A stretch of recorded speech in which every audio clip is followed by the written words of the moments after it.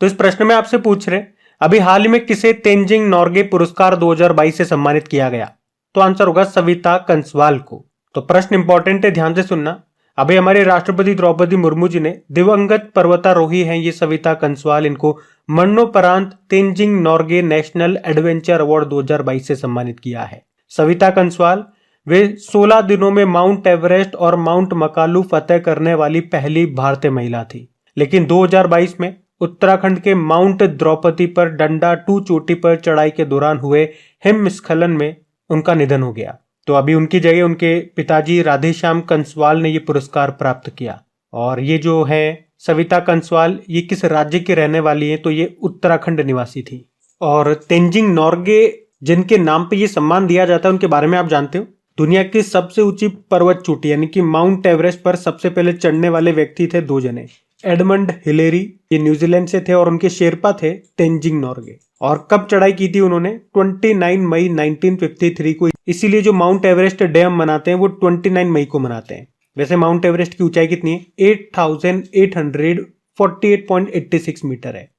चलो फिर बताओ, sky tracks world airport awards 2023 में किसे विश्व का सर्वश्रेष्ठ एयरपोर्ट चुना गया? तो आंसर होगा चांगी एयरपोर्ट। तो sky tracks world airport award 2023 में सिंगापुर के चांगी एयरपोर्ट को वर्ल्ड बेस्ट एयरपोर्ट चुना गया है। और ये 12वीं बार है जब इसे बेस्ट एयरपोर्ट का खिताब मिला है। अच्छा, यहाँ का खास आकर्षक क्या है? तो दुनिया का सबसे ऊंचा इंडोर वाटरफॉल यहीं पर स्थित है, सिंगापुर के इस चांगी एयरपोर्ट में। और मैंने आपको बताया कि यूनेस्को ने अभी केम्पेगौड़ा इंटरनेशनल एयरपोर्ट के टर्मिनल 2 को दुनिया के सबसे खूबसूरत एयरपोर्ट का अवार्ड दिया था। अभी उत्केला हवाई अड्डे का उद्घाटन किया गया था। ये कहां पर है? उड़ीसा में है। और डीजी यात्रा सुविधा प्राप्त करने वाला उत्तर पूर्व का पहला हवाई अड्डा बना था गोपीनाथ बारदोलाई इंटरनेशनल एयरपोर्ट, ये आपको मिलेगा असम में।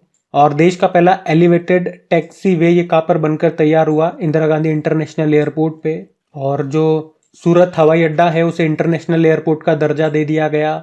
अभी अयोध्या एयरपोर्ट को भी इंटरनेशनल एयरपोर्ट का दर्जा दे दिया और उसका नाम बदल के क्या रखा? महर्षि वाल्मीकि जी के नाम पे रखा। और हमारे एविएशन मंत्री कौन है? नागरिक उड्डयन मंत्री हैं। और याद रखना, स्टील मंत्रालय भी इन्हीं के पास में है। अगला प्रश्न देखते हैं।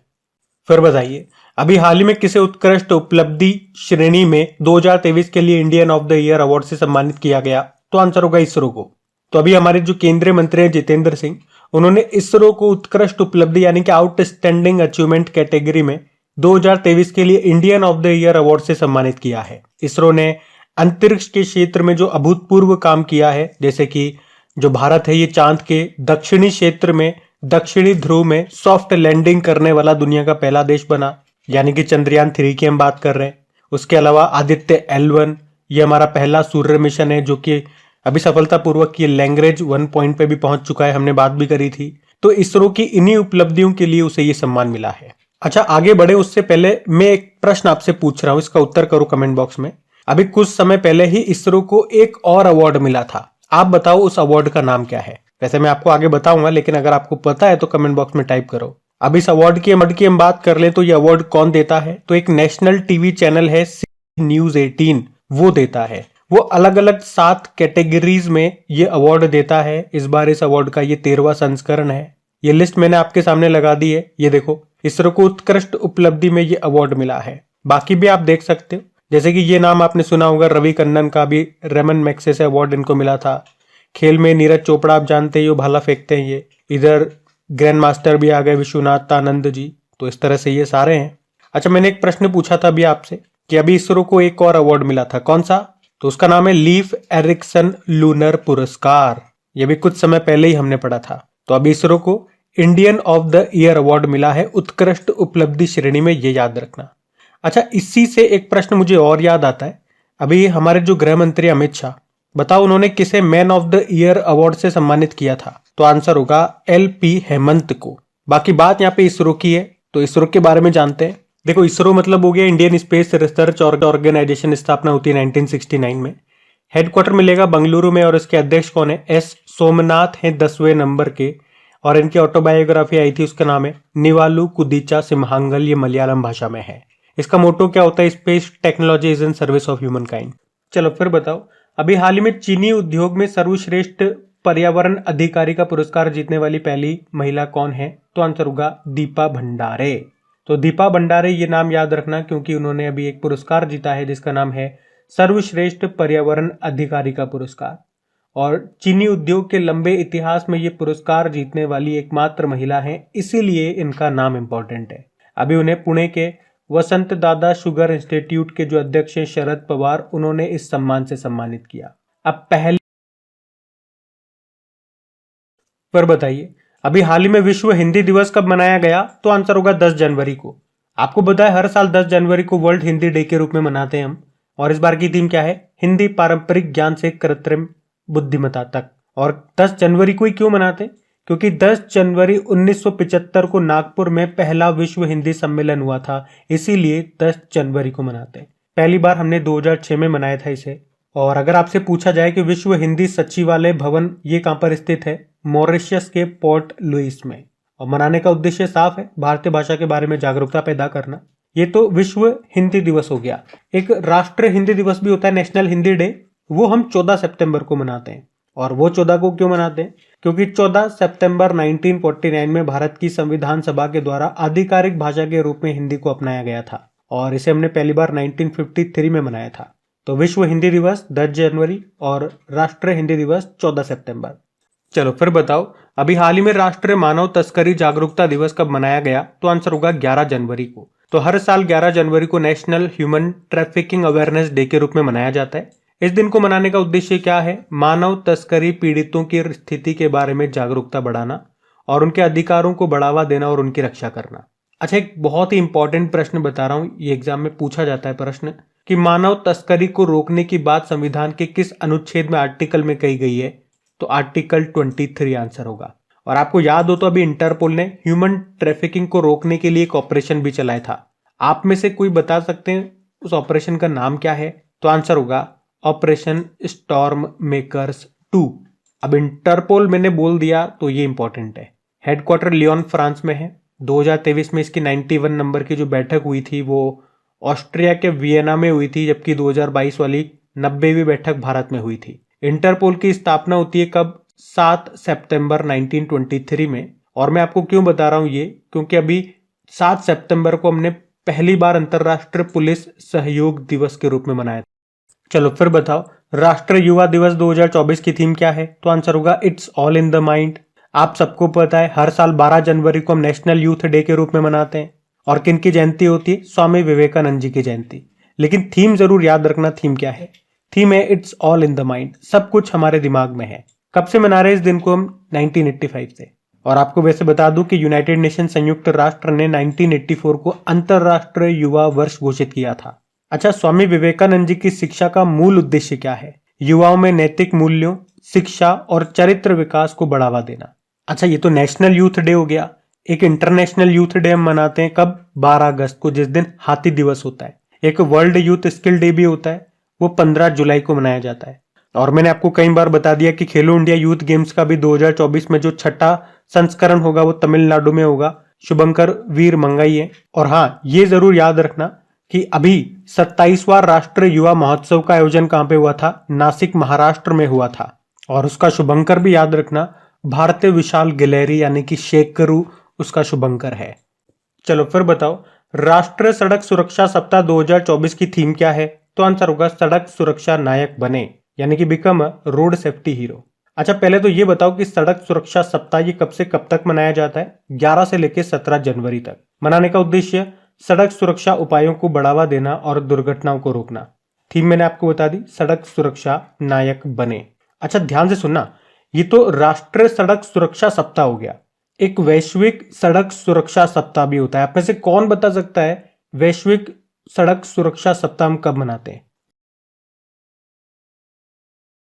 तो इस प्रश्न में आपसे क्या पूछ रहे हैं? अभी भारत का पहला केंद्र वित्त पोषित गाय अभ्यारण्य ये कहां पे बनाया जाएगा?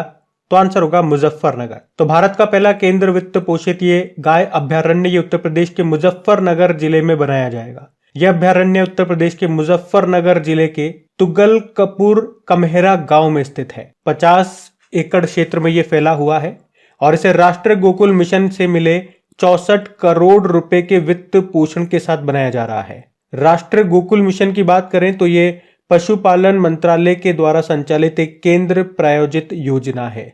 वैसे मैं आपको बता दूं कि 2019 की 20वीं पशुधन जनगणना के अनुसार उत्तर प्रदेश में 11.84 लाख आवारा मवेशी हैं।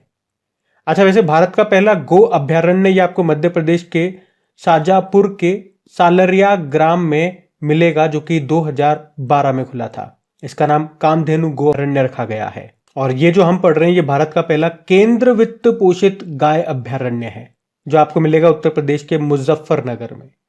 चलो फिर बताओ, अभी हाल ही में भारतीय नौसेना में शामिल हुआ पहला स्वदेशी स्टार लाइनर ड्रोन कौन सा है? तो आंसर होगा दृष्टि 10। तो दृष्टि 10 स्टार लाइनर ये एक स्वदेशी निर्मित यूएवी अनमेन्ड एयर व्हीकल है। अनमेन्ड एयर व्हीकल मतलब एक ऐसा वाहन जिसमें मनुष्य नहीं होता, मतलब आप कह सकते हो एक तरह का ड्रोन है। और इसे किसने बनाया? अभी दृष्टि 10 को अडानी डिफेंस एंड एरोस्पेस ने बनाया है। और पूछे किसके सहयोग से बनाया? तो इजराइल की एक कंपनी है एल्बिट सिस्टम्स, उसके सहयोग से बनाया। और ये जो ड्रोन बनाया इन्होंने दृष्टि 10, ये हर मौसम में काम कर सकता है, तो इसका नाम आपको याद रखना है। चलो फिर बताओ, अभी हाल ही में देश की पहली 100% इलेक्ट्रिक बाइक टैक्सी सेवा जिसका नाम है बायू, इसको किसने शुरू किया? तो आंसर होगा असम ने।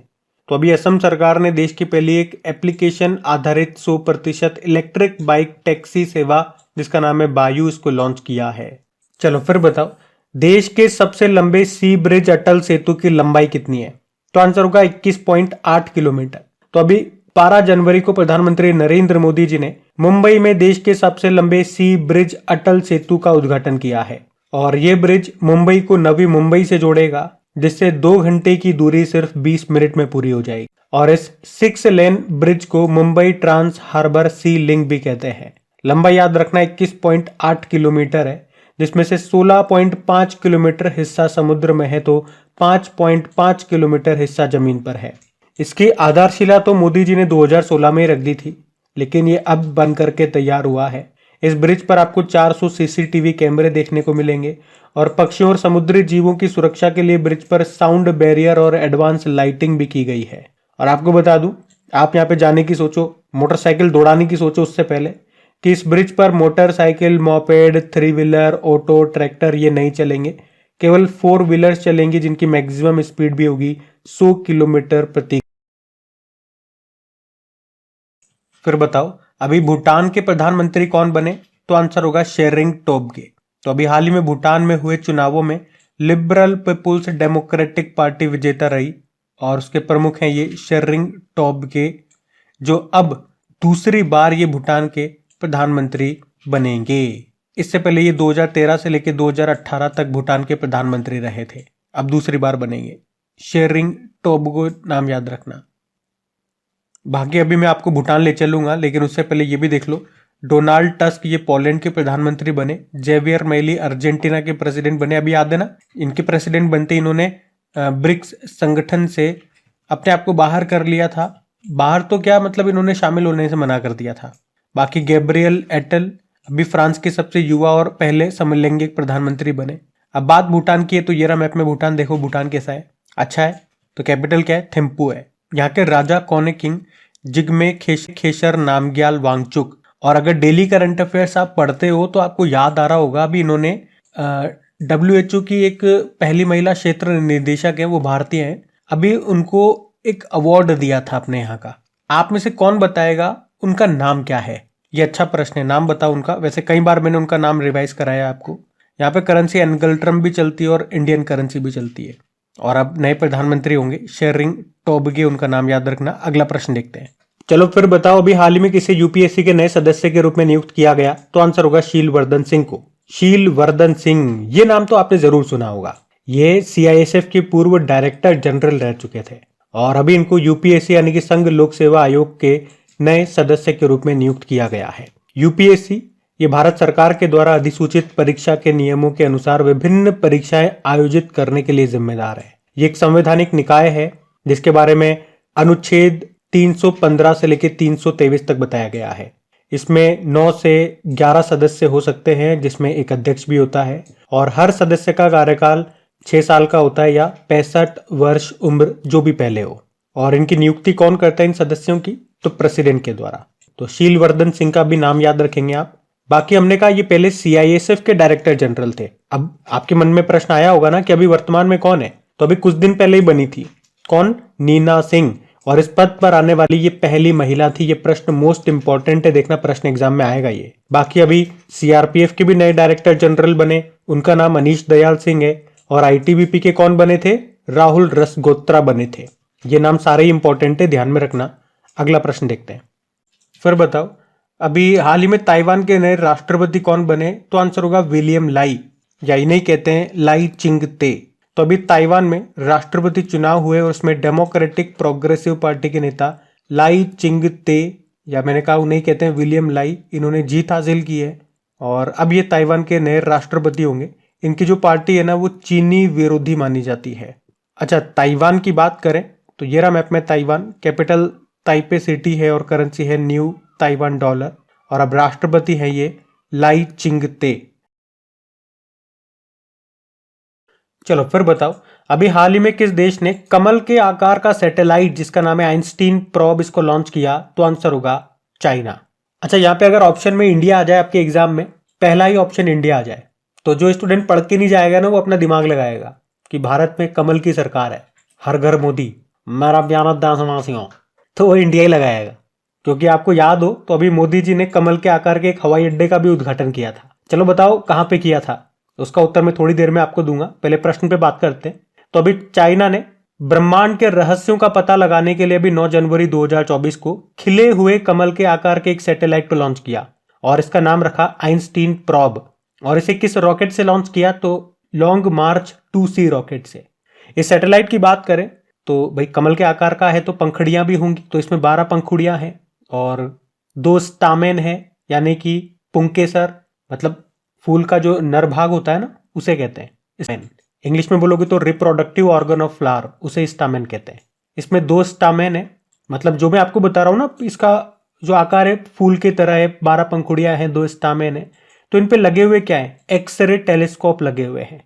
इसका बस आकार कमल की तरह है। अब ये सैटेलाइट करेगा क्या? तो ये सुपरनोवा विस्फोट, ब्लैक होल समेत ब्रह्मांड के रहस्यों का पता लगाएगा। 3 साल तक ये अंतरिक्ष में रहेगा। चलो फिर बताओ, अभी हाल ही में निजी क्षेत्र का चंद्र मिशन जिसका नाम है पेरेग्रीन 1, इसको किसने लॉन्च किया? तो आंसर होगा अमेरिका।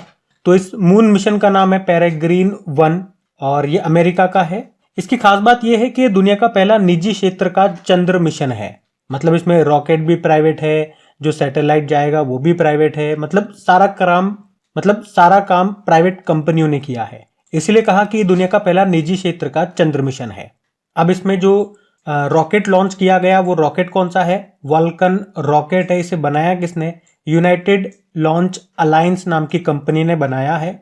और इसमें जो लैंडर गया है उसका नाम है पेरेग्रीन 1। और इसको किसने बनाया? एस्ट्रोबैटिक कंपनी ने बनाया है। अच्छा, वैसे मैं आपको बता दूं कि ये लॉन्चिंग फेल हो गई है, कारण रहा फ्यूल लीक हो गया था। तो वैसे इसका मकसद था चंद्रमा पे उतरना, पर अब ये चंद्रमा पे नहीं उतर पाएगा, उसके पास तक पहुंच जाए ये भी बहुत मुश्किल है। पर अगर ये मिशन सफल रहता तो प्राइवेट कंपनी द्वारा चंद्रमा पर ये पहली सॉफ्ट लैंडिंग होती। और आप यूं भी कह सकते हो कि 51 साल बाद कोई अमेरिकी मिशन चांद पर उतरता, क्योंकि इससे पहले 1972 में अपोलो 17 मिशन ने चांद पर सफल लैंडिंग की थी। अब आप कहोगे कि अभी नासा भी तो अपना एक आर्टेमिस 2 मिशन को लॉन्च करेगा 2024 में, तो यहां पर भी मैं आपको अपडेट कर दूं कि अभी इस मिशन के फेल होने के बाद अभी नासा ने अपडेट दिया है, ये बिल्कुल लेटेस्ट अपडेट है, कि उसने कहा कि वो जो उसका चांद के लिए मिशन है ना आर्टेमिस 2 मिशन, अभी से ये 2024 नहीं बल्कि 2026 तक लॉन्च करेगा। 2026 तक के लिए इन्होंने टाल दिया है। वैसे ये भी 2024 में लॉन्च होना था। और हमने पढ़ा भी एक क्रिस्टीना कोच का नाम, इस आर्टेमिस मिशन में जाने वाली ये पहली महिला भी होंगी। वैसे मैं आपको ये भी बता दूं, अगर नहीं बता दो, कि ये जो आर्टेमिस 2 मिशन है ये चांद पर लैंड नहीं करेगा, उसके चक्कर लगाएगा और वापस लौट आएगा। तो क्वेश्चन आपको समझ में आ गया, जो एक्स्ट्रा पॉइंट्स मैंने आपको बताए वो भी आपको समझ में आ गए होंगे। ध्यान रखना। ये अगला प्रश्न देखते हैं।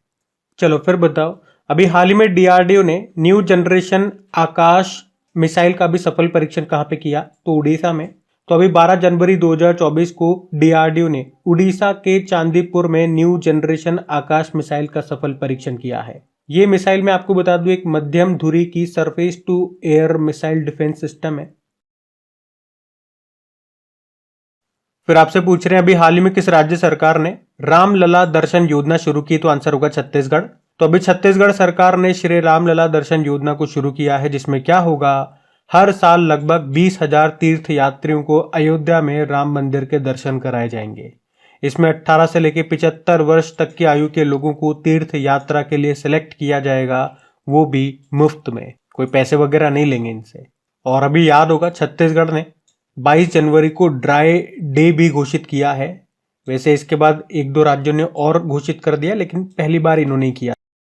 चलो फिर बताओ अभी हाल ही में किस राज्य सरकार ने युवा निधि योजना को शुरू किया, तो आंसर होगा कर्नाटक ने। तो अभी कर्नाटक के जो मुख्यमंत्री है ना सिद्धारमैया जी, उन्होंने कांग्रेस की 5वीं गारंटी के तहत युवा निधि योजना को शुरू किया है।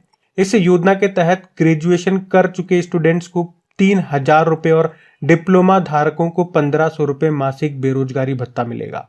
और ये बेरोजगारी भत्ता सिर्फ 2 सालों के लिए दिया जाएगा। और इस योजना के लिए अभी 250 करोड़ रुपए की मंजूरी दी है राज्य सरकार ने। अच्छा, इससे पहले कर्नाटक सरकार अपनी 4 गारंटी की शुरुआत कर चुकी है, वो भी मैं आपको बता दूं कौन कौन सी हैं वो योजनाएं। एक तो शक्ति योजना थी, जिसमें क्या होगा, सरकारी बसों में महिलाओं को निःशुल्क यात्रा कराई जाएगी, मतलब पैसे नहीं लगेंगे। एक अन्न भाग्य योजना थी, बीपीएल परिवारों को 10 किलो चावल मिलेंगे इसमें। एक गृह ज्योति योजना थी, जिसमें 200 यूनिट तक बिजली फ्री दी जाएगी। एक गृह लक्ष्मी योजना थी, जिसमें बीपीएल राशन कार्ड धारक परिवारों की महिला मुखिया को हर महीने 2,000 रुपए मिलेंगे। और एक ये 5वीं हो गई युवा निधि योजना। तो इस प्रश्न में आपसे पूछ रहे हैं कि 2025 में नवे एशियाई शीतकालीन खेल ये कहां पर होंगे, तो इसका तो उत्तर होगा चाइना में। यहां हम बात कर रहे हैं एशियन विंटर गेम्स 2025 की। जो इसका नवा संस्करण होगा ये 28 फरवरी से लेकर 9 मार्च 2025 तक होंगे। कहां पे होंगे, चीन के हार्बिन शहर में होंगे। और अभी इसका स्लोगन और शुभंकर यानी कि मैस्कॉट भी लॉन्च कर दिया गया। तो स्लोगन क्या है, dream of winter love among Asia.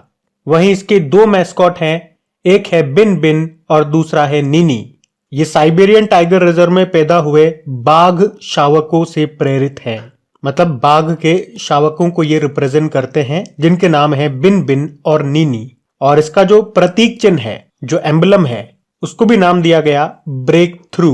ये भी मैंने आपको बता दिया। तो यहां से जितने भी तरह के प्रश्न बन सकते हैं वो सारे मैंने आपको लिखा दिए। कब होंगे, कहां पे होंगे, कौन सा संस्करण होगा, स्लोगन क्या होगा, मैस्कॉट के नाम क्या हैं, कितने मैस्कॉट हैं, किसको रिप्रेजेंट करते हैं, इन गेम्स का जो एम्बलम है, जो प्रतीक चिन्ह है, उसको क्या नाम दिया गया, ये सारे पॉइंट्स।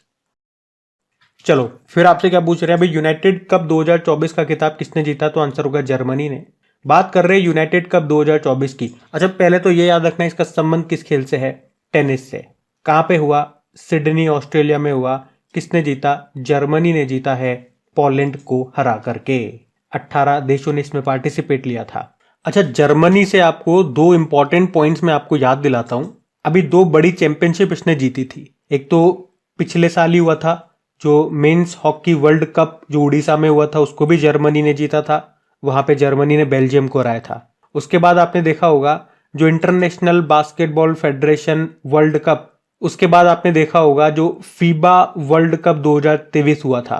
ये एक बास्केटबॉल चैंपियनशिप था, इसको भी जर्मनी ने ही जीता था। वहां पे जर्मनी ने सर्बिया देश को हराया था। तो इस तरह से मैं जर्मनी को कनेक्ट करके 2 और पॉइंट आपको याद कराता हूं। आपको भी चीजें ऐसे ही चीजों को कनेक्ट करते हुए, लिंक करते हुए याद करनी है, तो आप ज्यादा चीजों को कम समय में याद कर पाओगे।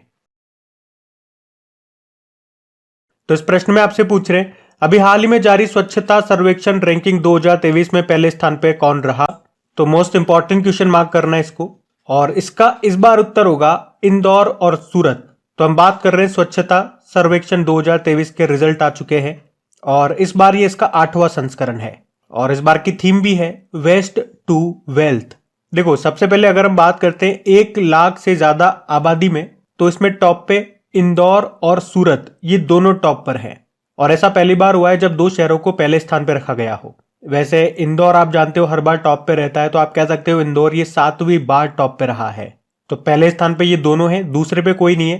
तीसरे स्थान पे नवी मुंबई को रखा और चौथे पे विशाखापत्तनम को। वहीं अगर 1 लाख से कम आबादी वाले शहरों में बात करेंगे तो पहले स्थान पे महाराष्ट्र का सासवड़ है, दूसरे पे छत्तीसगढ़ का पाटन है और तीसरे पे महाराष्ट्र का लोनावला है। वहीं अगर राज्यों की कैटेगरी में बात करेंगे तो पहले स्थान पे महाराष्ट्र है, दूसरे पे मध्य प्रदेश है और तीसरे पे छत्तीसगढ़ है। और गंगा किनारे बसे सबसे साफ शहरों में बात करेंगे तो पहले स्थान पे वाराणसी है। उसके अलावा बेस्ट सफाई मित्र सुरक्षित शहर का अवार्ड दिया गया चंडीगढ़ को। अच्छा, यहाँ पे एक और है पॉइंट कि सबसे गंदा शहर कौन सा रहा, तो सबसे गंदा शहर बताया गया देश का पश्चिम बंगाल का हावड़ा। और आपको याद दिला दूं इसी से कनेक्ट करके कि कुछ समय पहले 2023 में स्वच्छ वायु सर्वेक्षण 2023 आया था, क्लीन एयर सर्वे 2023, उसमें भी टॉप पे इंदौर ही था। तो जो पॉइंट्स मैंने आपको बताए वो आप ध्यान में रखना। उसके अलावा पिछले साल ही नेशनल स्मार्ट सिटी अवार्ड 2022 में भी सिटीज की लिस्ट में इंदौर टॉप पे रहा था। अच्छा, अगर ऐसे ही बात करें कि इंदौर अभी किन किन कारणों से न्यूज में था, तो अभी डिजिटल एड्रेसिंग सिस्टम को लागू करने वाला भारत का पहला शहर इंदौर बना था और भारत का पहला और विश्व का दूसरा इन्फेंट्री संग्रहालय का उद्घाटन किया गया था इंदौर में ही।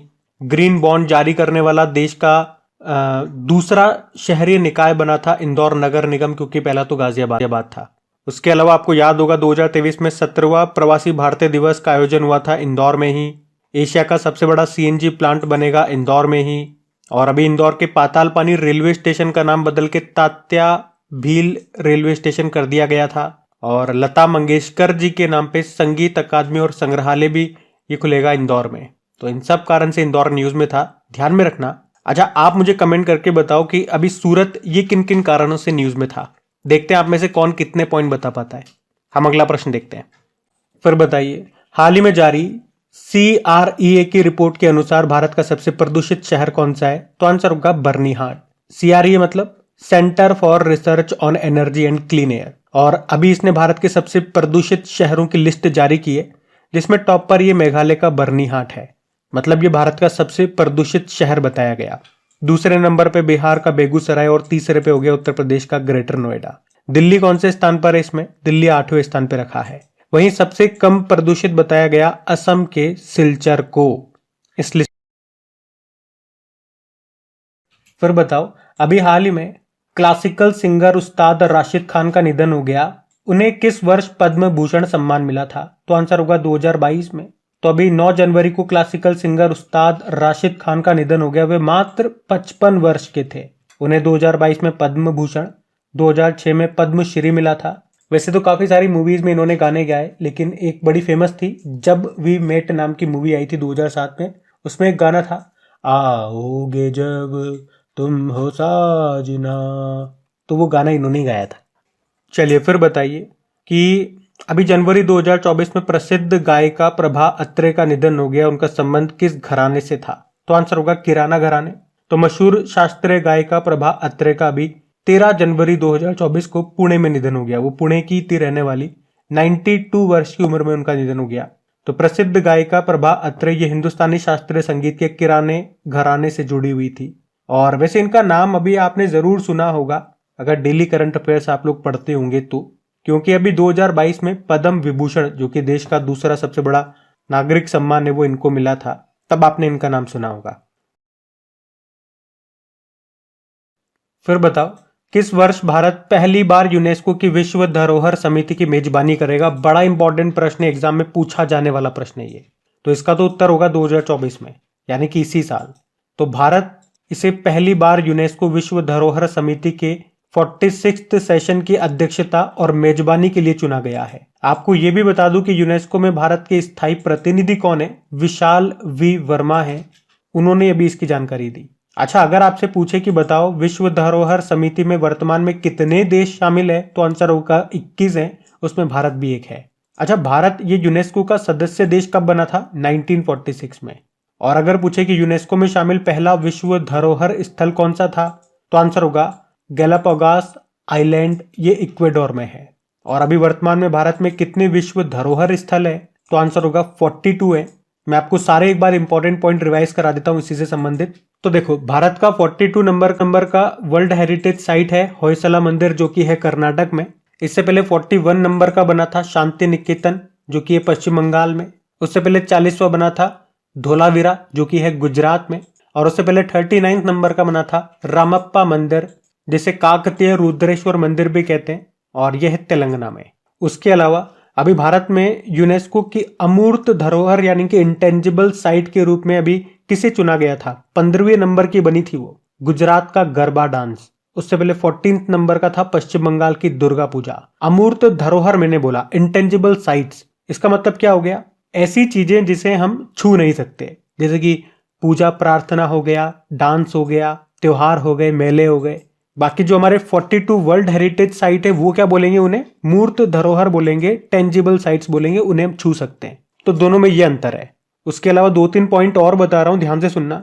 अभी एक तो विश्व भारती विद्यालय को दुनिया का पहला लिविंग हेरिटेज यूनिवर्सिटी का दर्जा मिला था, और ये प्रश्न इसलिए इंपॉर्टेंट है क्योंकि ये टैग अमूर्त धरोहरों को ही दिया जाता है। पहली बार किसी मूर्त धरोहर को ये टैग मिला है, ये पश्चिम बंगाल में है। इसके अलावा याद होगा भी यूनेस्को ने केरल के कोझिकोड को भारत के पहले साहित्य के शहर, फर्स्ट सिटी ऑफ लिटरेचर का दर्जा दिया था। वहीं ग्वालियर को संगीत के शहर का दर्जा दिया था। और अभी यूनेस्को ने ही जो बंगलुरु में केम्पेगौड़ा इंटरनेशनल एयरपोर्ट है उसके टर्मिनल 2 को दुनिया का सबसे खूबसूरत एयरपोर्ट के रूप में चुना था। तो इन सब कारण से यूनेस्को अभी न्यूज में था। यूनेस्को की बात करें, इसकी फुल फॉर्म होती है united nation educational and scientific and cultural organisation. स्थापना होती है 1945 में। हेडक्वार्टर पेरिस फ्रांस में है और डायरेक्टर जनरल है ऑद्रे अज़ौले। अच्छा, यहाँ पे 2024 से भी मैं आपको कुछ प्रश्न रिवाइज कराऊंगा। जैसे कि एक तो याद रखना भी, यूनाइटेड नेशन ने 2024 को ही अंतरराष्ट्रीय कैमेलिड्स वर्ष घोषित किया था। भारत 2024 में क्वाड देशों की अध्यक्षता कर रहा है। इसके अलावा 2024 में जो ब्रिक्स समिट है वो होस्ट कर रहा है रशिया, और G20 को होस्ट कर रहा है ब्राजील, और कोप 29 का आयोजन 2024 में कहां पे होगा? अजरबैजान की कैपिटल बाकू में होगा। तो ये भी मोस्ट इंपॉर्टेंट प्रश्न है आपके। पूरा ही प्रश्न शानदार जबरदस्त है, ध्यान रखना इसको। अगला प्रश्न देखते हैं। चलो फिर बताओ, अभी जनवरी 2024 में 10वें वाइब्रेंट गुजरात ग्लोबल समिट 2024 में चीफ गेस्ट कौन थे?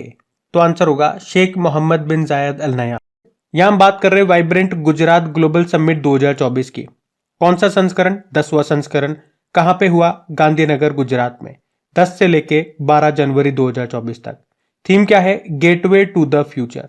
और चीफ गेस्ट रहे यूनाइटेड अरब अमीरात के राष्ट्रपति और अबू धाबी के सुल्तान शेख मोहम्मद बिन जायद अल नहयान।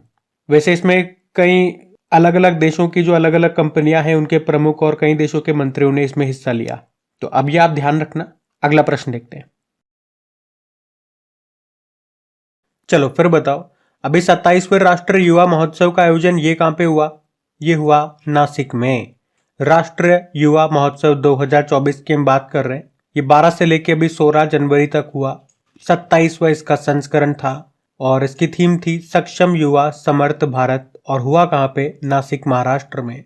इसका शुभंकर मैस्कॉट था भारतीय विशाल गिलहरी, जिसको बोला गया शेकरू। और इसका आयोजन किया या इसका उद्घाटन किया हमारे जो युवा मंत्री हैं, यूथ मिनिस्टर हैं, अनुराग ठाकुर ने। आपको याद हो तो पिछली बार 2023 में ये 26वां जो युवा महोत्सव है इसका आयोजन हुआ था हुबली धारवाड़ कर्नाटक में। फिर अगला प्रश्न है, अभी हाल ही में अंतरराष्ट्रीय ऊंट महोत्सव का आयोजन ये कहां पे किया गया? तो आंसर होगा बीकानेर में। तो अंतरराष्ट्रीय ऊंट महोत्सव, इसका आयोजन ये राजस्थान के बीकानेर जिले में किया जाता है। अच्छा, अगर आपसे पूछा जाए कि राजस्थान में ही मरु महोत्सव का आयोजन होता है, लेकिन कहां पे होता है ये बताओ, तो मैं आपको बता चुका हूं कई बार, ये जैसलमेर में होता है। बाकी ऊंट से एक प्रश्न तो आपको जरूर याद आएगा। अभी 2024 को यूनाइटेड नेशन ने कैमेलिड्स का अंतरराष्ट्रीय वर्ष घोषित किया था।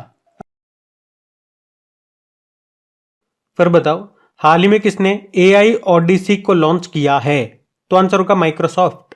तो अभी माइक्रोसॉफ्ट ने AI यानी कि आर्टिफिशियल इंटेलिजेंस ओडिसी नाम से एक प्रोग्राम शुरू किया, जिसके जरिए आर्टिफिशियल इंटेलिजेंस से संबंधित जानकारियां, उससे जुड़ी नॉलेज आपको मिल सकेगी। और कंपनी का लक्ष्य है कि भारत में 1 लाख डेवलपर्स को नई आर्टिफिशियल इंटेलिजेंस टेक्नोलॉजी और टूल्स में ट्रेनिंग दी जाए, यानी कि उनका स्किल डेवलपमेंट किया जाए। अच्छा, माइक्रोसॉफ्ट की बात करें तो स्थापना होती है इसकी 4 अप्रैल 1975 में। इसके फाउंडर थे कौन? बिल गेट्स और पॉल एलन। इसका हेडक्वार्टर वॉशिंगटन अमेरिका में है और वर्तमान में CEO है सत्या नडेला, और अभी ये इसके चेयरमैन भी बन गए थे।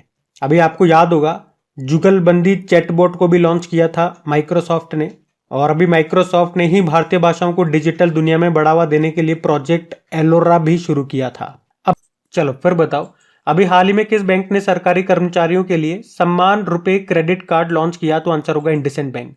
तो इंडसइंड बैंक ने अभी सम्मान रुपए क्रेडिट कार्ड नाम से एक क्रेडिट कार्ड लॉन्च किया है और इसमें बैंक ने सरकारी कर्मचारियों की जरूरतों और इस्तेमाल को ध्यान में रखते हुए काफी सारे फीचर दिए हैं। सिंपल सा याद रखना, अभी सम्मान रुपए क्रेडिट कार्ड किसने लॉन्च किया, किस बैंक ने? इंडसइंड बैंक ने। इंडसइंड बैंक की बात करें, स्थापना 1994 में होती है, हेडक्वार्टर मुंबई में है, सीईओ सुमंत कटपालिया है और अभी इसकी टैगलाइन क्या है? We make you feel richer. चलो फिर बताओ, अभी फरवरी 2024 में भारतीय नौसेना मिलन अभ्यास 2024 का आयोजन कहां पे करेगी? तो आंसर होगा विशाखापत्तनम में। हम बात कर रहे हैं मिलन एक्सरसाइज 2024 की। इस बार इसका 12वां संस्करण होगा, 19 से लेकर 27 फरवरी तक। कहां पे? विशाखापत्तनम में। आयोजन कौन करेगा? भारतीय नौसेना। और ये एक बहुराष्ट्रीय अभ्यास है, मल्टीनेशनल, मतलब कई देश इसमें हिस्सा लेंगे। और आपको बता दूं कि मिलन अभ्यास अपने 10वें संस्करण तक अंडमान निकोबार कमान के तत्वावधान में आयोजित किया जाता था, लेकिन अब यह हो रहा है विशाखापत्तनम। फिर बताओ, अभी हाल ही में किस आईआईटी ने श्रीलंका में अपना नया परिसर स्थापित करने की घोषणा की है? तो आंसर होगा आईआईटी मद्रास ने। तो अभी आईआईटी मद्रास ने श्रीलंका के कैंडी में एक नया कैंपस खोलने का फैसला किया है। अच्छा ये बताओ, इससे पहले आईआईटी मद्रास ने अपना ऑफशोर कैंपस यानी कि भारत के बाहर अपना कैंपस कहां पे खोला था? तो आंसर होगा एक अफ्रीकी देश है तंजानिया। तो तंजानिया के जांजीबार में, और वहां पे पहली महिला हेड बनी थी इसकी प्रीति अग्लायम, याद होगा आपको। और इसी तरह से आईआईटी दिल्ली ने कहां पे खोला था? यूनाइटेड अरब अमीरात के अबू धाबी में। लेकिन मान लो अगर आपकी परीक्षा में एग्जाम में प्रश्न इस तरह से आ जाए कि बताओ पहला आईआईटी वो कौन सा है जिसने भारत के बाहर अपना कैंपस खोला था? तो आंसर करना आईआईटी मद्रास ने ही खोला था, वो तंजानिया में खोला था, उसी की बात कर रहे हैं हम।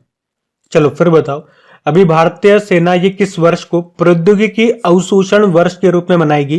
तो आंसर होगा 2024। तो भारतीय सेना वर्ष 2024 को ईयर ऑफ टेक्नोलॉजी एब्जॉर्प्शन यानी कि प्रौद्योगिकी अवशोषण वर्ष के रूप में मनाएगी। तो भारतीय सेना के जवानों को टेक्नोलॉजी का लाभ उठाने और तकनीकी उपयोग के माध्यम से साइबर डोमेन का प्रभावी ढंग से उपयोग करने के लिए ट्रेंड किया जा रहा है। तो सिंपल से याद रखना है, हमारी जो भारतीय सेना है ये 2024 को प्रौद्योगिकी अवशोषण वर्ष के रूप में मना रही है। इससे पहले भारतीय सेना ने 2023 को परिवर्तन का वर्ष घोषित किया था। और अच्छा इसी तरह से आपको याद आएगा, अभी यूनाइटेड नेशन ने 2024 को अंतरराष्ट्रीय कैमेलेट्स वर्ष घोषित किया था। 2023 को आपने बाजरा का अंतरराष्ट्रीय वर्ष ईयर ऑफ मिलेट्स के रूप में मनाया था। अच्छा 2024 से ही कुछ इंपॉर्टेंट फैक्ट्स मैं आपको याद दिलाता हूँ। जो भारत है ये क्वाड समिट को होस्ट कर रहा है 2024 में, और 2024 में ब्रिक्स समिट ये कौन होस्ट कर रहा है? रशिया। G20 को होस्ट कर रहा है ब्राजील। और 2024 में जो कोप 29 का आयोजन है वो कहाँ पे होगा? अजरबैजान के बाकू में होगा। कोप 28 2023 में ये यूनाइटेड अरब अमीरात में हुआ था। और सबसे इंपॉर्टेंट पॉइंट ये भी बनेगा, वैसे तो ये भी इंपॉर्टेंट है सारे, लेकिन इनसे भी इंपॉर्टेंट मानता हूं मैं कि भारत की पहली बार यूनेस्को की विश्व धरोहर समिति की मेजबानी करेगा 2024 में। कहां पे? नई दिल्ली में करेगा। तो याद रखना ये सारे पॉइंट्स भी। अगला प्रश्न देखते हैं। फिर बताओ, अभी हाल ही में उत्तर प्रदेश के किस जिले के हनुमानगढ़ी लड्डू को जीआई टैग मिला है? तो आंसर होगा अयोध्या। तो अभी उत्तर प्रदेश के अयोध्या के हनुमानगढ़ी के मशहूर देशी घी से बने बेसन के लड्डुओं को, जो कि भगवान हनुमान जी को प्रसाद के रूप में चढ़ाए जाते हैं, उनको अभी जीआई टैग मिल गया है। तो यह आपको याद रखना है। चलो फिर बताओ, हाल ही में असॉल्ट राइफल उग्रम का निर्माण किसने किया? तो आंसर होगा डीआरडीओ ने। तो उग्रम ये क्या है? तो ये एक असॉल्ट राइफल है। किसने बनाया? डीआरडीओ ने। ये पूरी तरह से स्वदेशी है। इसकी रेंज कितनी है? 500 मीटर है और 20 राउंड की मैगजीन इसमें लगी हुई है। अच्छा इसी तरह से कुछ नाम मैं आपके सामने लेकर के आ रहा हूं जो आपके न्यूज में रहे थे, तो उसमें से आप देखना आपको कौन कौन से याद हैं। जैसे कि निराक्षी आपको याद होगा, ये एक पनडुब्बी है जो पानी के नीचे बारूदी सुरंगों का पता लगाएगी। लीसा क्या है? उड़ीसा ने भारत की पहली क्षेत्रीय एआई न्यूज एंकर बनाई थी, लीसा नाम है।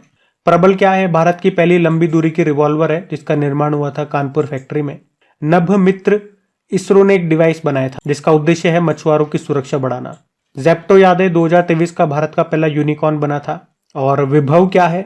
भारतीय सेना में शामिल स्वदेशी निर्मित स्वनिष्क्रिय ये एंटी टैंक माइंस है, मतलब बख्तरबंद वाहनों को भी ये नष्ट कर देगा। इसका निर्माण भी डीआरडीओ ने किया था।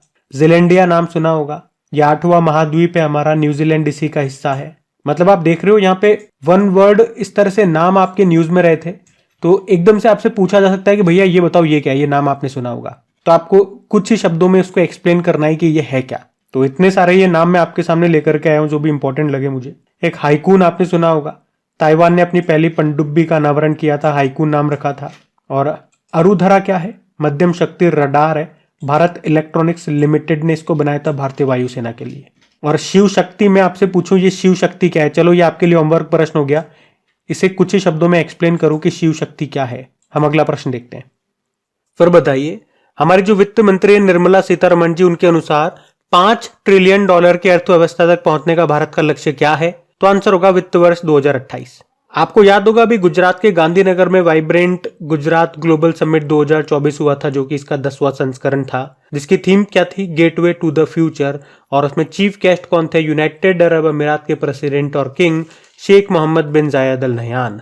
तो वहीं पे हमारी फाइनेंस मिनिस्टर निर्मला सीतारमण जी ने कहा कि वित्त वर्ष 2027-28 तक भारत 5 ट्रिलियन डॉलर की इकोनॉमी के साथ दुनिया की तीसरी सबसे बड़ी अर्थव्यवस्था होगा और 2047 तक भारत 30 ट्रिलियन डॉलर जीडीपी के साथ विकसित अर्थव्यवस्था बन जाएगा। फिलहाल भारत की अर्थव्यवस्था की बात करेंगे तो 3.4 ट्रिलियन डॉलर की है और अमेरिका, चाइना, जापान और जर्मनी के बाद 5वीं सबसे बड़ी अर्थव्यवस्था है। वहां पे उन्होंने ये भी कहा कि 2047 तक भारत के विकसित अर्थव्यवस्था बनने की राह में गुजरात ये भारत का इंजन के तौर पर काम करेगा, क्योंकि देश की जीडीपी में गुजरात का योगदान 8.5% है।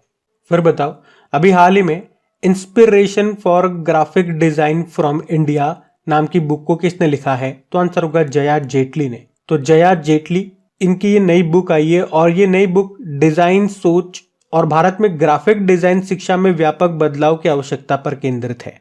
तो याद रखना इस बुक को लिखा है किसने, जया जेटली ने।